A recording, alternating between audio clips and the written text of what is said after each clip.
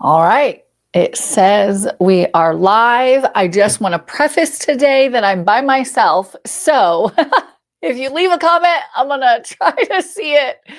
It's one of those where I have it up, but usually I'm going so fast and talking about so many things that sometimes I miss those things. That's why it's usually nice when Adam is in the studio, so to speak. So happy Tuesday. Last week it was snowing in November. This week, Carmel is apparently banning pickleball. So, yeah, essentially Hamilton County is really keeping up on everything. All of the things, keeping me on my toes, so to speak. If you're new here, I'm Cameron Geesaman, local real estate expert, community connector, and your resident HamCo hype girl. And we've got a solid lineup today. So we're talking about Carmel's new e-bike rules, to a new biscuit spot people are way too excited about. I actually might be too excited about it as well. To remote workers are suddenly eyeing our suburbs. We're going to get into that. And a brand new tea and spice bar that just opened up in Noblesville. So grab your coffee. I actually have coffee today. I don't know if anybody's tried the brand Doze, Doze. I started trying it. It's got adaptogens in it. I am absolutely loving it. It is so good. And so that's what I have in my cup today, trying to get all my protein in. So grab your coffee, get comfy. I wore my comfy shirt, and let's jump into what's happening around Hamilton County this week. So first up on the docket, which I have to admit, threw me a little bit. So I'm going to see if I throw you a little bit as well. Carmel weighs permanent pickleball ban as noise disrupts intensifies. Sorry.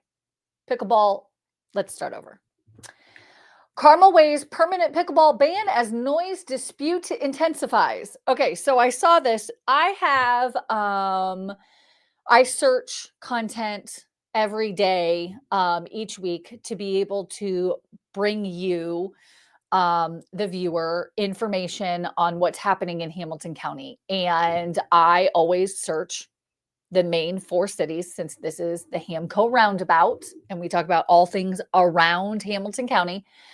I look up Carmel. And so I was doing my search for the day, typed in Carmel, Indiana, and this came up. And I was like, oh my gosh, this is big news. Holy heck, that would be crazy. Pickleball has gone wild here in Hamilton County. And there are multiple indoor locations. There's outdoor locations. There are pickleball courts that are in neighborhoods. There are facilities that also where they're like part of the parks. So many city or county parks are adding pickleball courts to the area. So when I saw this, I was like, oh, this is going to be some drama. You guys, it's not drama, because this is in Carmel, California. So after residents near Forest Hill, which we have a Forest Hill Park, so I was like, okay, I'm just reading along, complained about constant paddle and ball noise. City leaders say they've run out of solutions despite the sport's surging popularity and new courses being built just outside city limits. A former ban heads to its first reading on December 2nd. So I just was like reading, and then I saw Carmel by the Sea, and I was like so excited. So I'm a little clickbaity today. But they got me. They clickbaited me because I was like, oh my gosh, no, don't ban pickleball. But this made me think. I am curious and wonder if this is going to happen, because so interestingly enough, I mean, tennis is kind of a louder sport, right? I have to admit, when I sometimes will go to parks, you've got people, yelling, like all those things. And then you have the sound of the rackets and the balls. And so I thought, gosh, if this is happening in Carmel, California, will it come to Carmel, Indiana? And so I'm curious if you think that this is going to happen, if this is going to be a thing. Do you worry about that? Are you a big pickleball player and want to know like what is happening? But luckily for us, it is not hitting Carmel, Indiana. It's just hitting Carmel by the Sea in California. We can let them be annoyed with the dispute and the sound and move on to other news in Hamilton County, which is Carmel approves a new e-bike ordinance. So it limits use in and around the city. So Carmel passes first Hamilton County e-bike ordinance with speed limits, age restrictions, and fines up to $250,000 after resident safety complaints. And so we have seen that. If you are a local and you have been on Facebook, then you probably have seen across multiple feeds where e-bikes are becoming a pain in the ass, which we actually had a kid that was coming through our backyard. And at first I was like, oh my gosh, like if he gets injured, what happens? Like, do I have insurance? Like if he hits a tree in my yard? But they were going through the neighborhood yards on these little itty bitty e-bikes. And I was really concerned. Adam told me it wasn't specifically like the e-bike where it's like a big bike. This was like a little itty bitty bike. I don't actually know what they're called, but it threw up concern for me. So I understood when people were worried.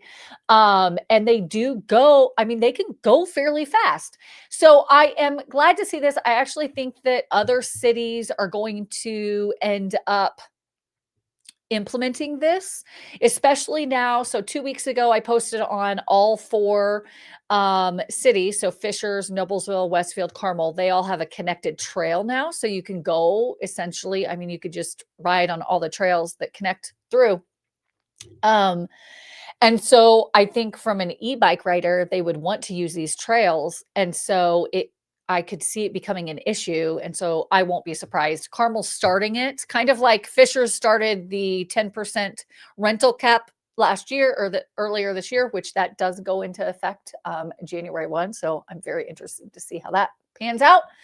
But Carmel's starting with this one. So I thought that was a really interesting. So Carmel has become the first community in Hamilton County to pass an ordinance regulating e-bikes after months of resident complaints about safety issues. The Carmel City Council unanimously approved the new ordinance 9-0 establishing speed limit, age restrictions, and fines up to $250. So it's been in talks for a little bit, but the e-bikes are defined as being pedal assisted, while e-moto devices are more like dirt bikes that might not have pedals and often exceed the 20 mile per hour limit. David Caban, owner of future Velo e-bike store in Carmel, said he feels about 60% of bikes on the Monon trails are now electric, which I thought that was a pretty high number. I mean, don't get me wrong. I have a bike and every time I'm like, gosh, it would be nice to just have it be able to like work for me. Where we have the big problem is with young people. Surprise. What we had to do is we had to give some guidance to the law enforcement. Carmel Police Department will enforce the new rules using handheld radar devices, similar to how they monitor motor vehicles. The enforcement strategy behind this would be really no different from the motoring public. We have a handheld radar device. So, I mean, you just have to be careful. So, it'll be interesting to see how it progresses. How many people are being fined? Are people following the rules? And I mean, I think it's good to have it not exceed 20 miles per hour. I feel like I would be like panicked if I saw a bike coming at me at 20 miles per hour. So yeah, I think that one, it's really good. I think it's awesome that we have these trail systems that go between the 4 cities, but to regulate and make sure that people are feeling safe. I think we are a family friendly county. That's kind of the motto of Hamilton County from the standpoint of they're really trying to make sure that there's amenities and things for families to do. And having the trails is a huge, huge uh, benefit. I was losing the word. That's not even the word I had in my head, but advantage to living in the area. And by doing that and having those things, then we still have to have safety enforced. And so I think by having this, Carmel starting it, I will not be surprised if the other 4 kind of come right behind.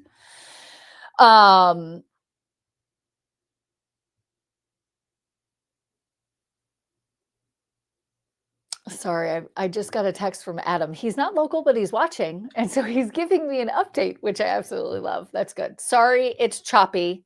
He tells me I should have started my computer. So I'm sorry if it's choppy.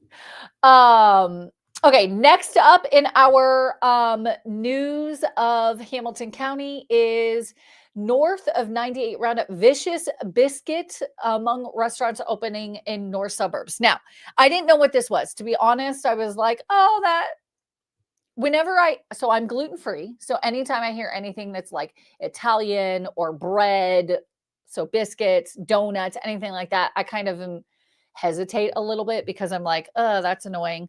And so I'm having music in the background. Gotta love that. It's one of those things where I worry about it, right? I worry about like, can I eat there? Is that something that I can eat? So on and so forth. So on and so forth. Anyways, I was excited about this because at the end of the day, when I pulled up the website and looked at everything, what I learned is that Vicious Biscuit actually is going to have gluten-free biscuits. So Vicious Biscuit, a South Carolina-based fast casual breakfast and brunch restaurant, plans to expand in Indiana early next year and open at 8711 East 106th Street, Suite 110 in Fishers. The restaurant will be owned by local franchise partner David Dessner, Scott Lieberman, Nita Smith, and Steve Wise. According to the company, the group plans to open 10 locations across central Indiana, with Fishers as the flagship location. So the 3,000 square foot location in Fishers will offer indoor and outdoor seating. When it opens, the restaurant menu will feature a variety of biscuit-based options with names like Animal Farm Biscuit, Buttermilk Biscuit, White Cheddar Cheese, Candied Bacon and Egg, Flame Thrower, Cheddar Jalapeno Biscuit, Crispy Fried Chicken tossed in Frank's Red Hot, White Cheddar Cheese, Scully Sauce, Candied Bacon and Cowboy Candy, and Holy Cubano Cheddar Jalapeno Biscuit, Smoked Ham, Pulled Pork, White Cheddar Cheese, Thick Cut, Pickled Chips, and Yellow Mustard. You guys, first off, I love biscuits, but like I said, it's been tough because I can't always do biscuits. But are you kidding me? These sound amazing. And so I'm really excited because they will have a gluten-free option. But here's my question. So interestingly enough, we have a lot of breakfast brunch places. So Cafe Patachou opened recently. We've got Another Broken Egg. We've got The Roost. Like so many different breakfast style restaurants. Now this is different, right? Because some of the others, like the pancake places and stuff like that, they're more specific to that. Cafe Patachou kind of is more of a bougier restaurant. They locally source their meat and products, which that's probably one of the main reasons I love Cafe Patachou, is partially because they do locally source a lot of their stuff. But this sounds amazing. So it's hard. It's like, do we need another breakfast place here in, especially Fishers, Hamilton County? But yet this is a little different. There's tons of donut places and pastry places. So anyways, I think because it's different enough with it being a biscuit place versus like a coffee shop or a pancake house or something like that, I think it'll do very well. I'm very excited. I I will hold judgment until I taste their gluten-free biscuit, because you can either have a good one or it's going to destroy it, and then it's not worth it. And so I'm very curious. If you've ever had Vicious Biscuit, clearly because it's from South Carolina, it's not from here.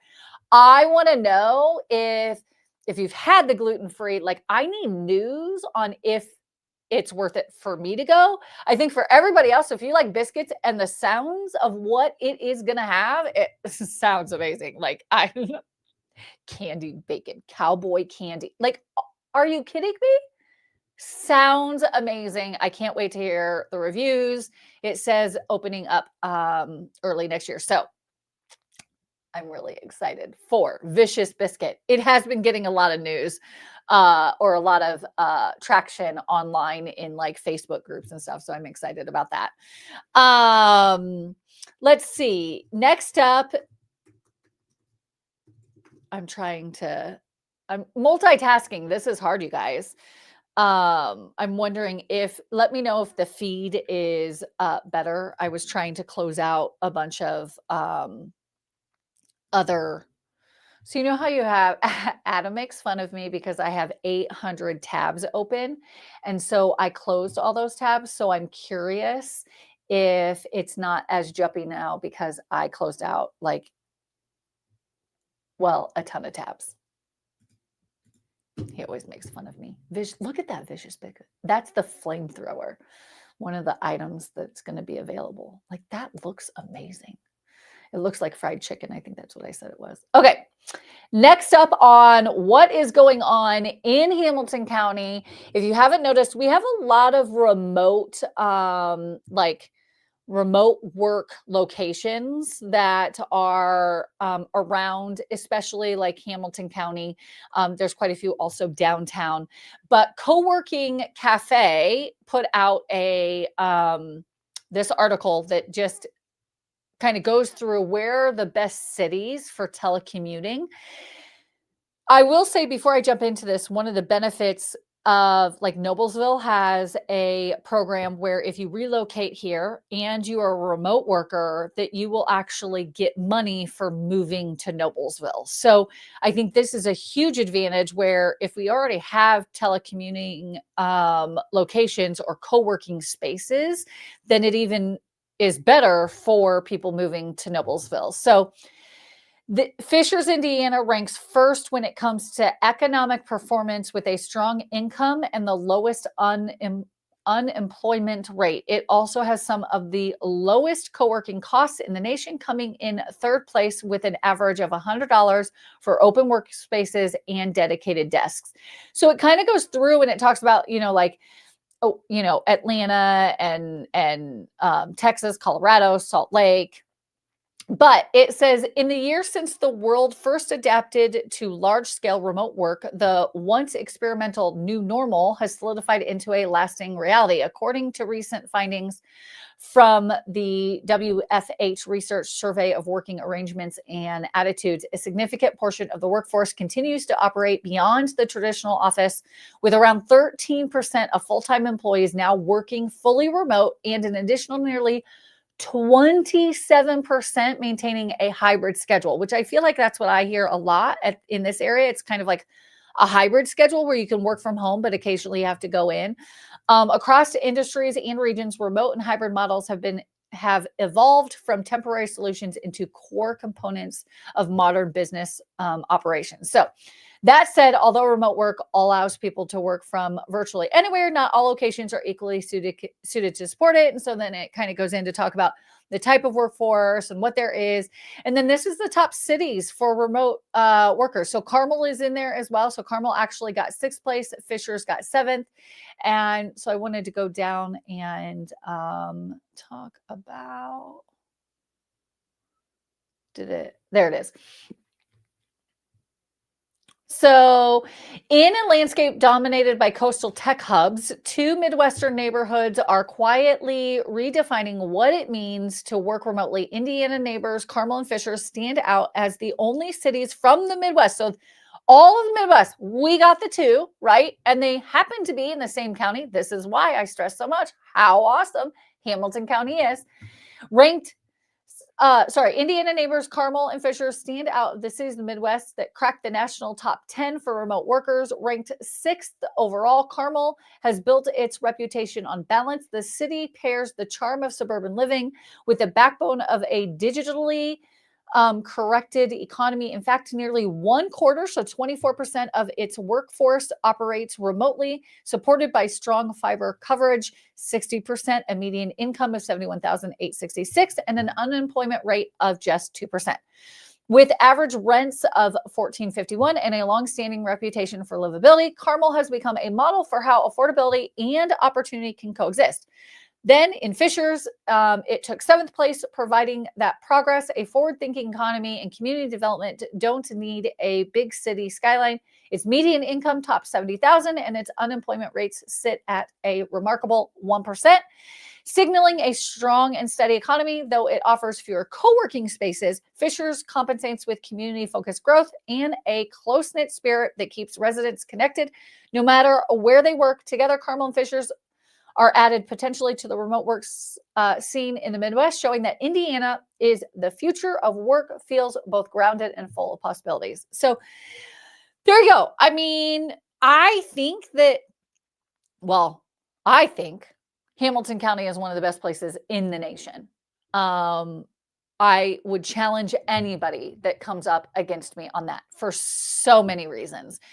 And this is just another example as to why so many people are moving to this area and being able to co-work and have spaces. From my location in Fishers, I know of 3 co-working spaces that are all within essentially a 5 to 10 minute drive.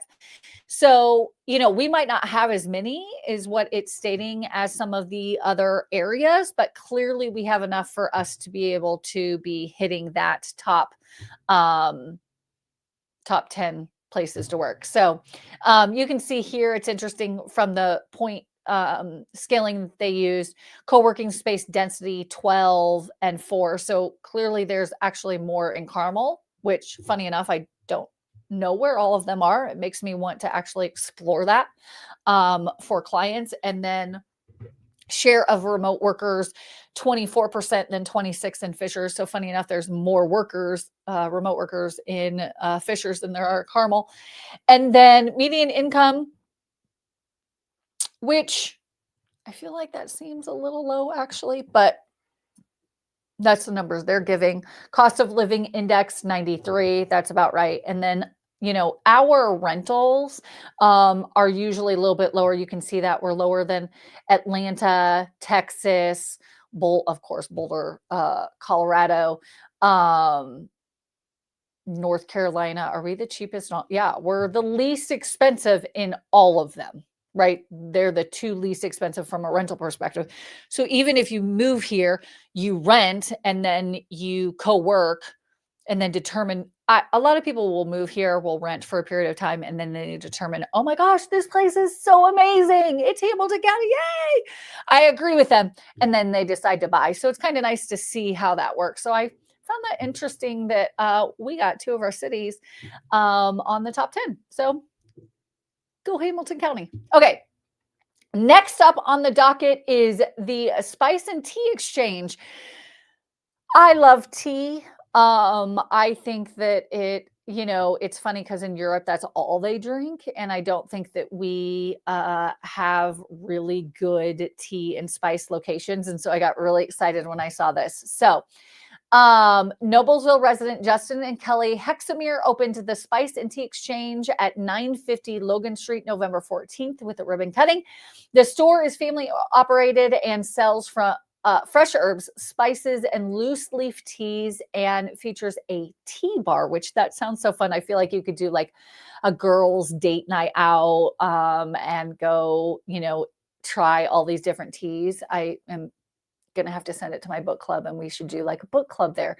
I need to call them and see if they have like a sitting area where you can like go and have like book club night. That would be really cool.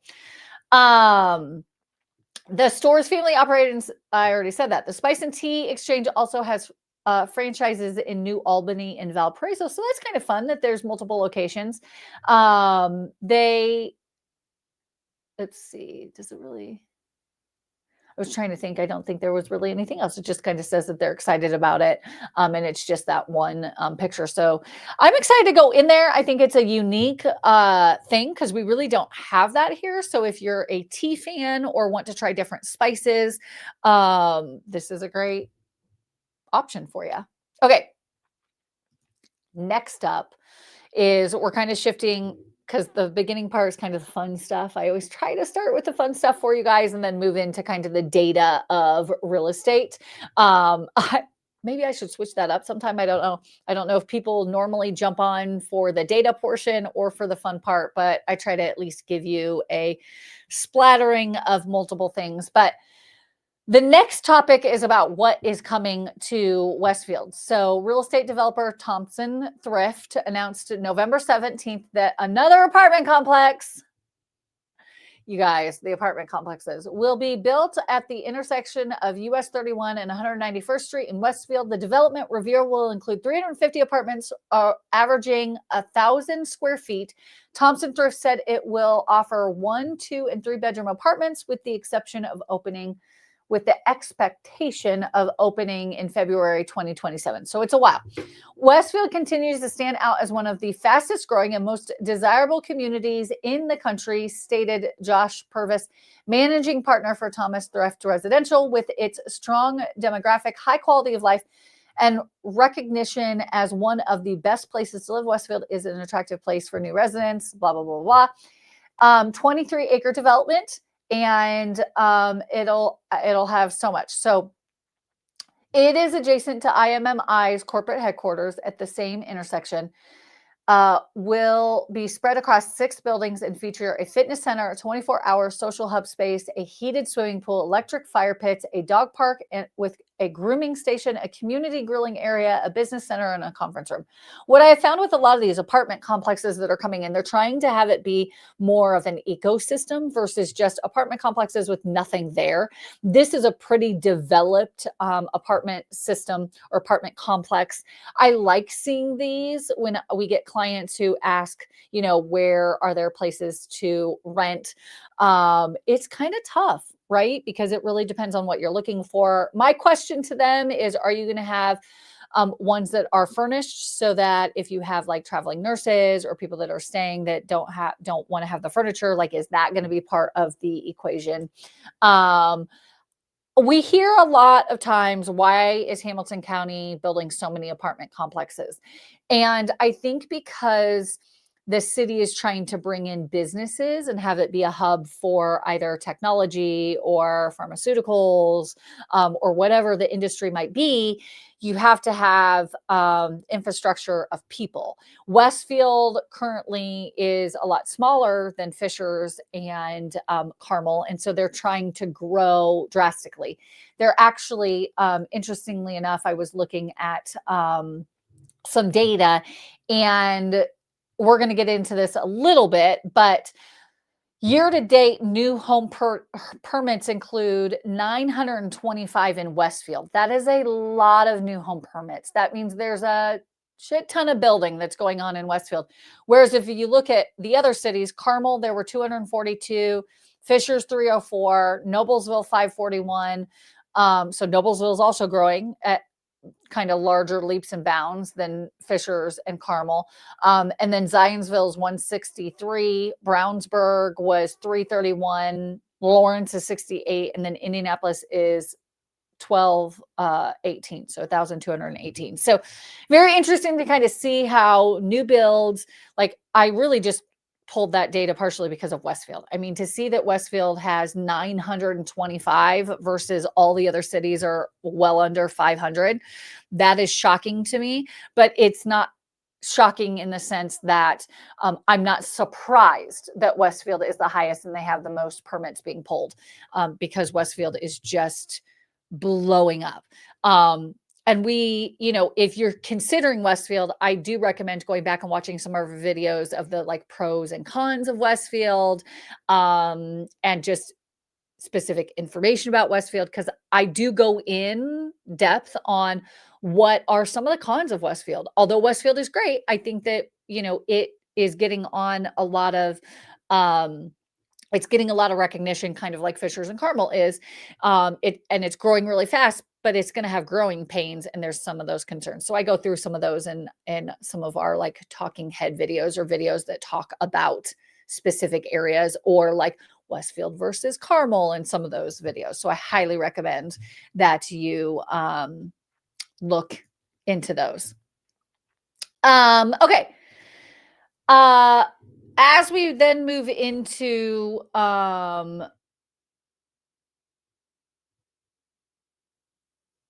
the next part. Okay, sorry. I was like, this article looks like the article that I shared 2 weeks ago, but it's not the same article. I think I just look at too many articles, you guys. It's just one of those where it's like, I read so much. So one of the questions that we get when when talking, just like if I go to a party and meeting friends out, one of the questions we always get is buyer's regret, i.e., when people purchased in 21, 22, 23, when the rates were really low, you wanted to buy before the rate went up, and you wanted to be able to see you wanted to know, like, did I buy too high? Like, is this going to hurt me in the long run? Which we had these conversations with our clients. I was really strict on making sure that I walked through, like, what could be the ramifications if things shift? What does it look like? You need to be prepared for this. You need to be prepared for that. And so data finally came out about the buyer regret.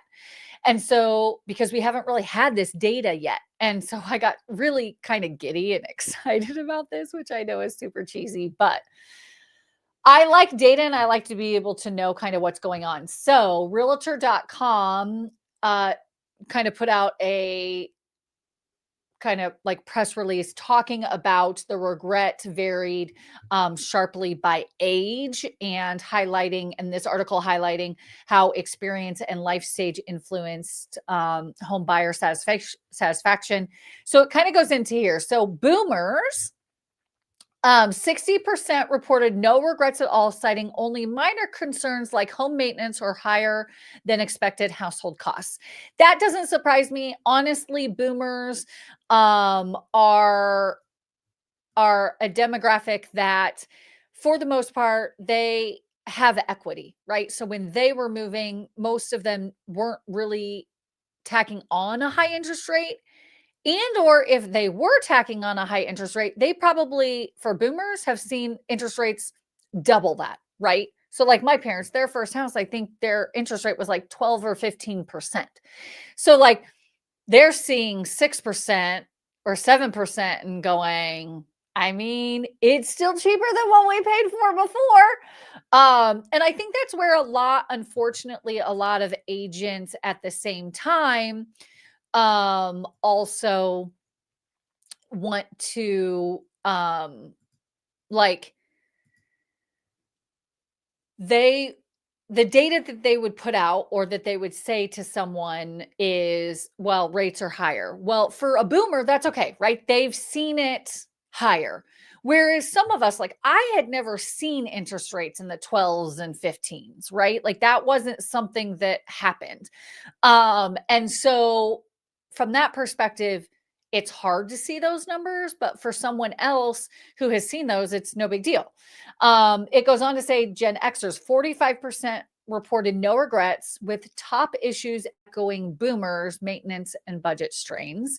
Millennials, just over 1/3, so 34%, had no regrets. Their biggest challenges were emptying savings, surprisingly the highest among all generations, higher maintenance costs and unexpected housing expenses. And then Gen Z, the most likely to experience remorse, only had a quarter, 27% had no regrets. Gen Z cited skipping inspections, higher ownership costs, and household spending at top post-purchase concerns. So I'm not going to go into you can go read the whole article. Here's what I pulled from it. Only 8% of buyers now say they paid too much, which was 15% in 2023. 37% report zero regrets about their purchase, which is up from 31%. So overall, that pretty much means buyers are at this point in time, if you look at that, buyers are slowing down. They're kind of making smarter choices and they're feeling more confident about where they land. During that time, we told clients consistently, if you're buying a house and you're overpaying, let's say like it would be over appraisal and you're waiving appraisal and you're not doing the inspection, all these things. If you expect, if something happens in 2 years and you expect to move, like you're going to be disappointed because it's not going to be good, right? Which is what we're seeing. The market is honestly giving breathing room to the buyers, partially because homes are sitting on average nationally. It's 63 days. We're going to get into this here in a minute. 63 days. That's actually 13 days longer than last year, but here locally we're at 24 days. We're going to get into that. The younger buyers, the millennials and Gen Zs, are more likely to kind of regret their choices, as you can see from this. They weren't as excited. Gen Z was at that 27%, and the millennials were 34% over the boomers that were 60. Honestly, I understand their top complaints, right? Commute, skipping inspections, and then underestimating costs. That's where I would say, for the most part, we really tried to advise people accordingly so that they kind of knew what are those costs going to be. At this point in time, I feel like we're in more of a balanced market. It's interesting to see how many were regretting it. I think that even some that regretted it purchased, they might just have to wait a little bit longer. So I think that that's just where we're at. So when we move into the data for our area, right? Because I think that it's always going to be extreme outside of areas. That's again, one of the reasons why I like Hamilton County, is because we don't have that same, I think if you pulled people here locally from a regret perspective, I think our numbers are going to be less because I don't think ours skyrocketed as high as other areas. Okay. So I think that plays into the whole ecosystem as well. But here locally, Indianapolis, so I'm always going to start with Indianapolis. I think most of this data is the same from the last time we showed it to you. There's usually some aspects that kind of settle out. So you're going to see that. But median price is 309, which is still up. Median days on market, 24, which is longer. And then inventory is the monthly supply is 2.5%. So this week we're talking about Westfield. So I try to go through each of the cities, which, by the way, if there is a city that you have watched our channel or you jump on these lives and you're like, you never talk about this city, just let me know. Or there's a QR code at the top of our YouTube channel that you can also, if you want to jump on a Zoom call, I'm more than happy to run through numbers and or talk to you. Again, I get really excited about it. So it's one of those things like if somebody calls, like, can we talk about data? Sure. I get really excited. So if that's you and you're just interested, and I have people that are interested that have no plans on moving. So just so you know, it's not me trying to like then get you to like help you buy or sell a house. I just like talking about it. So if that's something that you want to do, of course, if it affects you and you're like, okay, it could be a good time, then yeah, we'll help you. But I just like talking about it. So we're going to talk about Westfield. So I always want to show you those numbers. So let me go to Westfield for you. Okay. So for Westfield, they are actually down in prices, which that's what we're seeing across the nation. I can't say that this is a really great representation because I will say, kind of like I mentioned when we were talking about the data of how many houses people how many permits are being pulled. When that many permits are being pulled, this number here is somewhat skewed because you've got houses like if let's just say 3 houses in Chatham that are at 4 million right now, let's say 2 or 3 of those close, like that's going to greatly affect this. So that's the only hard part that I struggle with. This is the median price. And so it all depends on what closed that month. So this is saying that it is down. So that's one of those things where I look at the data a lot closer because, and especially from a house by house basis, you have to look at the localized data, not the big picture. I still look at the big picture because I think it's good to know. But so, anyways, I digress. You guys, I ramble. If you've been on this channel long enough, you know I ramble. Okay. Median price 463, closed sales 138, median days on market 29. So that's actually higher than all of Mybor and surrounding areas, right?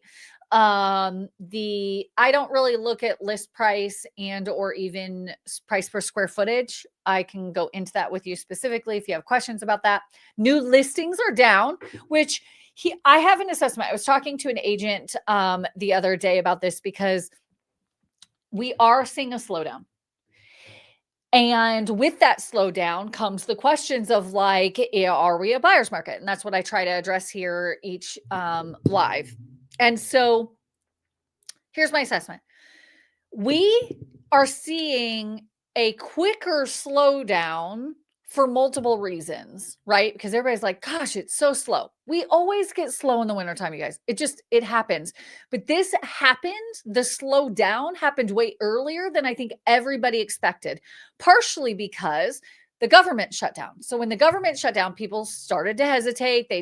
That's a big group of people and or workers that were affected by this. So that slowed down. So typically it happens right around like Halloween, in between Halloween and Thanksgiving is when typically we see the slowdown. But it happened the beginning of October, really almost September. And so that has caused this, like it just slow down. And so now people are like, okay, what's happening? I have so many clients that like normally you see a couple houses pop on and you get excited. And that's one of the reasons why I actually love selling a home in the wintertime, depending on the house. Not all homes are like this, but selling in the wintertime can be really good because the only people walking your houses are the people that really actually are caring about buying a house, like they have to buy a house.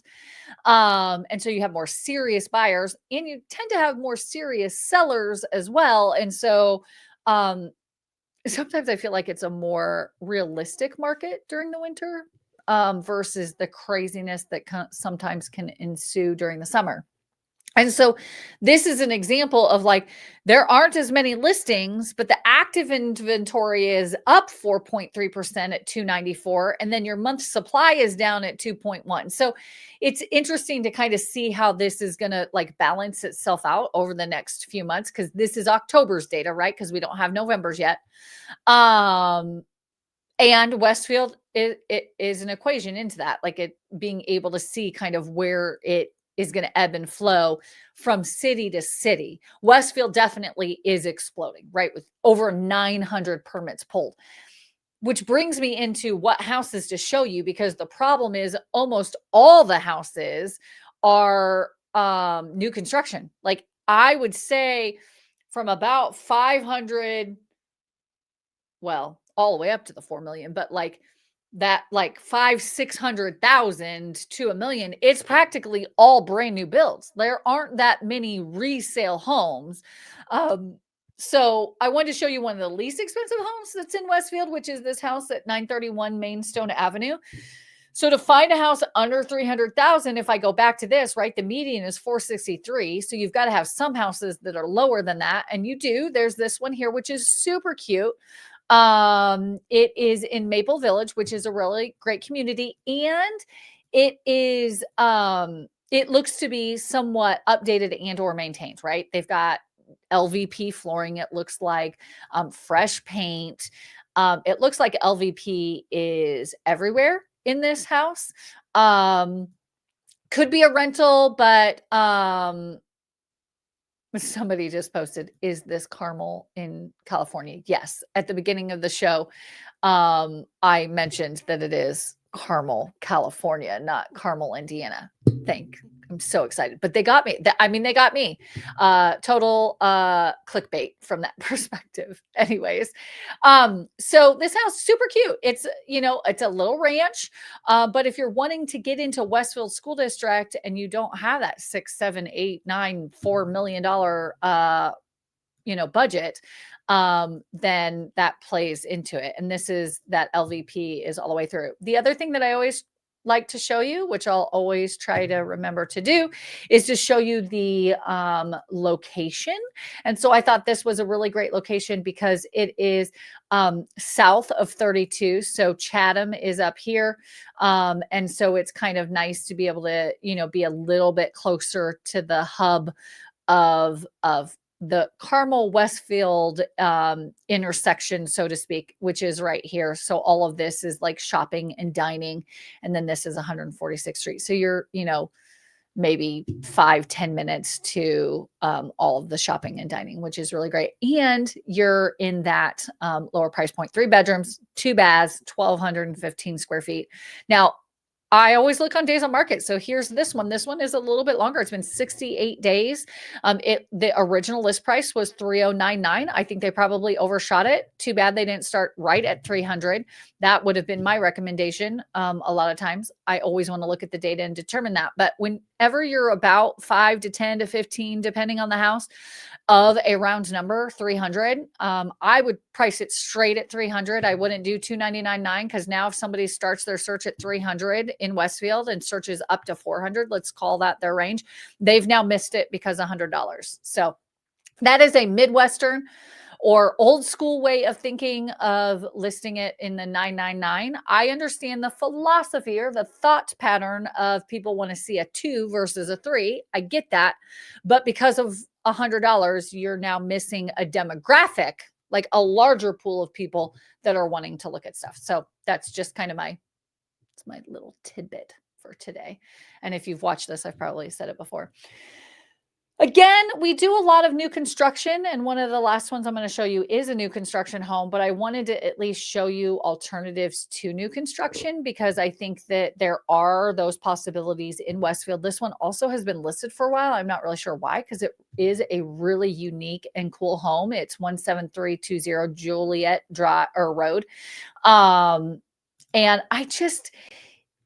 It's on land, which is really great. It has, more of a unique entrance, but they've done a great job with their landscaping and these pictures. Just kudos to the agent. They did a really great job. And I love the flowers that they've put there. But so this is the entryway. Who doesn't need a statue in the front room to be like, hey, by the way, you're entering my castle. I thought that was really cool. But it's modernized. So it's an older home, but yet it is, been updated and is trendy. Like, look at this kitchen, huge island, butcher block styled island. Love the subway tile. I love the outside inside with the wood beams and the brick pillars to kind of have it feel earthy. You can see the brick fireplace there as well. Love that. Love how I assume that a lot of this space was closed off and they probably took down a lot of the walls and stuff and then opened this up to kind of have it be, again, that outside inside. I love that. I think this is also a great way, when you have pillars and you're like, white pillar that just like is gross in the middle of a family room. I like this, but I like texture. And so this is something that I think is a good use of those pillars that you're using. I'll get to you, Hex Freedom. I was going to finish this house real quick and then I'll get to your question. Love the wainscoting on that. Again, the texture and the character And I think they've done just a wonderful job. It's kind of got a cottagey feel with how some of the finishes are, but yet it's modernized and trendy. Again, some texture with the wall. I'm not going to show you all the pictures. Anyways, 4 bedrooms, 3.5 bathrooms, 3,800 square feet, built in 1990, but doesn't feel like it was built in 1990. 1.1 million. They've been on the market for 136 days. And so these are examples of like having that conversation with your agent of like, hey, I'm interested in this home, but can we look at the data, have a conversation with the agent? Here's the thing. I highly recommend you have your agent talk to the agent to feel that person out and see how things are moving. But this is an example of like, okay, can we get this for less? What does that look like? Outside of home was just repainted, $625. So that's really nice. And it kind of talks about the area, but I wanted to show you location. So this location, again, I think, when you're talking in the million range, everybody thinks everything has to be up in Chatham, which it doesn't have to be up in Chatham. So this is, out, I will say it's out in the middle of nowhere, right?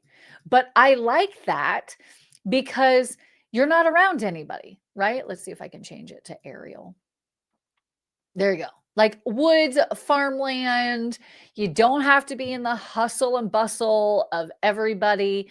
But yet you're still Westfield. And so you're, like 15-ish, 20 minutes from the hub of everything. So yeah, I need to go back because it's hard to see I like the roads. Only because I know what it looks like with all the trees. So it kind of gives me a good gauge. So here's where all the hub is, 146th Street. So you could technically just drop down and over at 146th Street. So great little property. I think that it would give you kind of that country living, but yet still be in Westfield and not be in Chatham where everybody else is. Because not everybody is right for Chatham. Right? Like, let's just be honest. And even the next house, we show a lot of Chatham. So I decided when I did Westfield this week that I wouldn't do all Chatham so that you could kind of get an idea.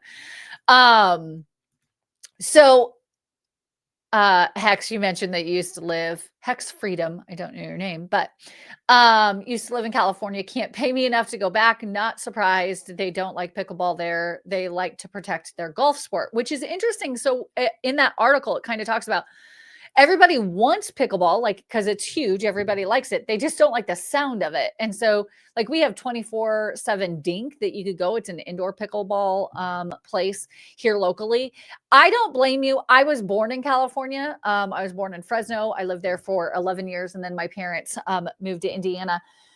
You couldn't pay me enough to move back to California either. Do I love it? Do I think it was amazing? Yes. Do I love to visit there? Yes. Like, I don't disagree. I just don't, it's so expensive. And then this is why I brought that article up, because I will say Carmel in general in Hamilton County is a fairly highly regarded area.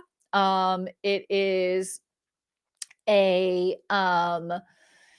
it's where a lot of wealthy individuals live. Okay. And so what happens is that I think maybe part of the reason you wouldn't move back to California is, it kind of felt stuffy a little bit. And I might be making an assumption that's not true. You can correct me in the comments. But so is Carmel to a certain extent. And so it's interesting to see this, because the question then bodes, will we start seeing things like we don't want the pickleball courts because they're loud and obnoxious and annoying? I could see people in Carmel. I hate to say this. I could see it in Fishers, Westfield, Noblesville, and Carmel.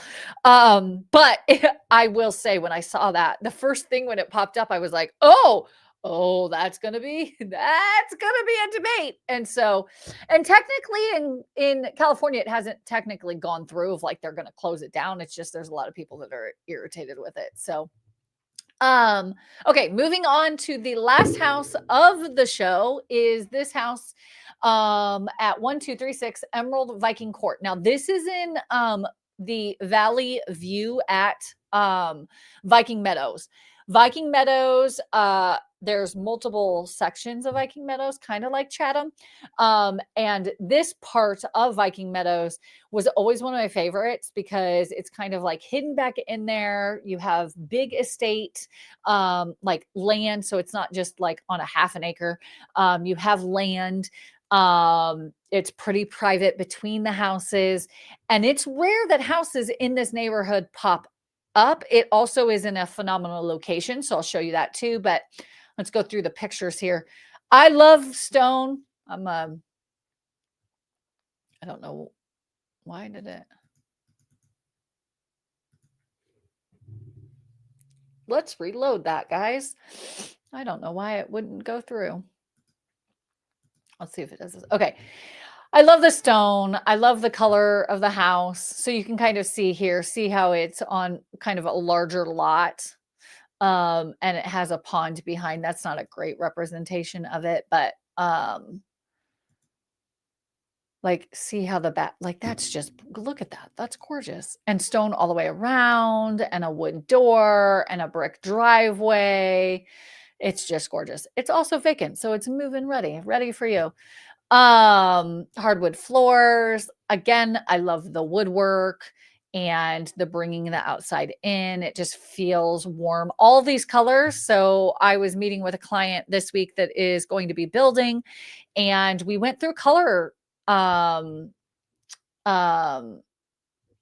color options for the house of looking at what is in, what is trending, what isn't trending.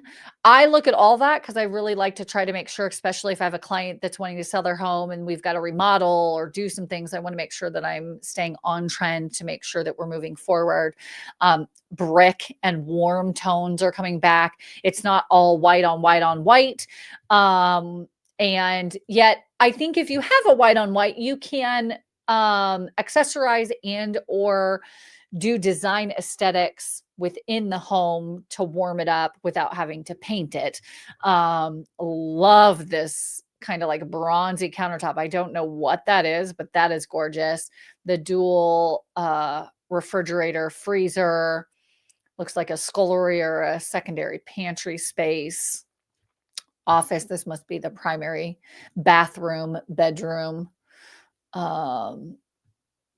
If you are listing your house, please ask your agent to do only horizontal pictures, no horizontal, vertical. It actually doesn't show as well online, as you can see, because it went back and forth. So I highly recommend you pick one way. If you decide vertical, which I don't recommend that, you actually can see more as a horizontal, but just ask your agent like, hey, can you please just do horizontal photos? It presents way better online. And honestly, that's the first place people see your house. So you want to make sure that they're doing that. Again, the brick wall, I love that. You can actually get facade brick. So it's not a full brick that you can use inside. You can still mortar it, which is really great. Laundry room. See how it's like, it's having to like adjust each time. That's because of the picture. And so, especially when you're on a cell phone, which is, I think like 80% of people search for homes on their cell phones, not on their computers. You want it to flow seamlessly on a cell phone. It keeps them there. When it's almost like jarring to the brain. And so then people check out. Just some tips and tricks that I've learned over the years. It looks like, so this extra area, it looks like you still have some room to be able to adjust and or modernize. Okay, an indoor putting green. That's what, look at the amount of wood that they have there for that wood burning fireplace. That's amazing. I wanted to get to the outside.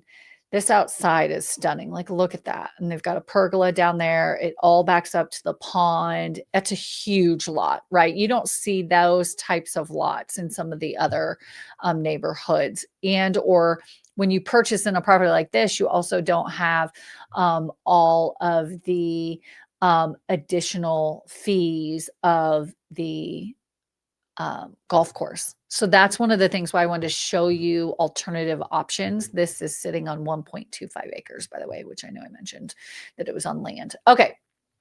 Let me show you location because the location is amazing. So this is 146th Street. So you're real quick. You can drop down to Whole Foods and Target, Walmart, Bed Bath and Beyond, not Bed Bath and Beyond, Bath. Nope. I can't think of what it is. Bed Bath and Beyond went out of business. Just all of the shopping. So great location. You don't have to pay for a golf membership or even a not golfing, but it's the word that gone every time. It's the one word that the social membership. You don't have to have a social membership, all that. So I wanted to be able to show you that there are also high-end properties that are throughout Westfield that you can get that aren't in Chatham, because I think everybody thinks Chatham, that's where all of the high-end houses are. Whereas this is honestly, such a great community and in such a great location, honestly. I know it's kind of hard to see here. Cool Creek is right there.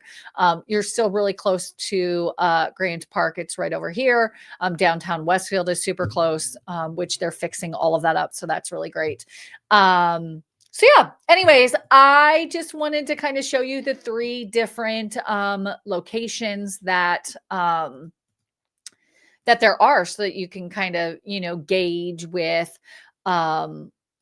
what fits for what you're looking for. There are a lot more houses that are in that lower price point, that 5, 6, 7. But like I said, the reason I didn't show those is because they're all, for the most part, new construction. And we've shown you so much new construction. So I try to kind of think outside the box and go a little bit of a different route. So, but if you want to see more new construction, we can show you that in a couple weeks. It's Thanksgiving. I want to just say thank you to everybody that watches our show, that watches live here, or any of our other videos that we post, the, talking heads or the home tours. We wouldn't be able to do what we do without people like you that watch our show and then call us and have us help you, buy or sell. So I just wanted to say thank you with Thanksgiving on Thursday. I'm in the thankful mood, so to speak. And honestly, I just love doing this. And so thank you for watching, so that I can do this, so that I can get on here and just ramble and talk to you. Thank you for watching this week's HamCo Roundabout, spending kind of part of your week catching up with what's new around Hamilton County. As always, if you like these weekend roundups, please hit the like button or subscribe so you get notified of future videos. And yeah, stay local, stay curious, and I'll catch you in the next one. Bye. I did it without Adam.